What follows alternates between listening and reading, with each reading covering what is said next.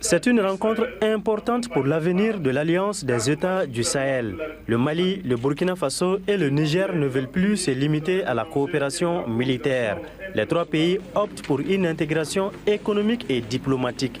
Une initiative qui nécessite l'adoption d'un protocole additionnel à la charte instituant l'Alliance des États du Sahel déjà ratifiée par les États membres. D'où cette réunion des chefs de la diplomatie des trois pays. Nous aspirons entre autres à faire de l'Alliance des États du Sahel un espace où l'indépendance et le développement économique dans toutes ses composantes, j'allais dire la prospérité, sont solidement ancrés.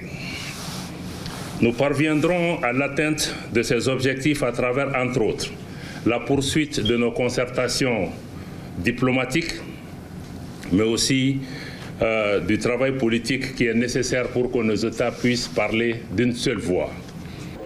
C'est la première assise des ministres des Affaires étrangères depuis la création de l'Alliance des États du Sahel en septembre. Les recommandations issues de cette rencontre permettront d'aller vers la création des organes indispensables pour l'opérationnalisation effective de l'Alliance.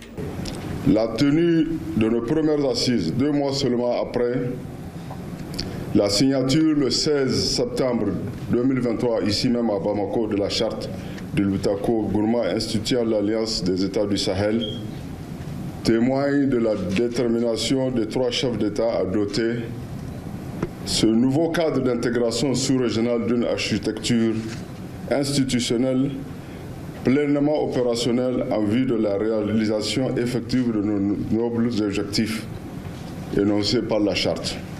Cette rencontre a suivi celle des ministres de l'économie et des finances. Au cours de leur rencontre la semaine dernière, les ministres de l'économie et des finances avaient recommandé notamment la création d'une union monétaire, la création d'une banque d'investissement et la création d'une compagnie aérienne de l'Alliance des États du Sahel. Malik Diallo, Bamako pour CGTN français.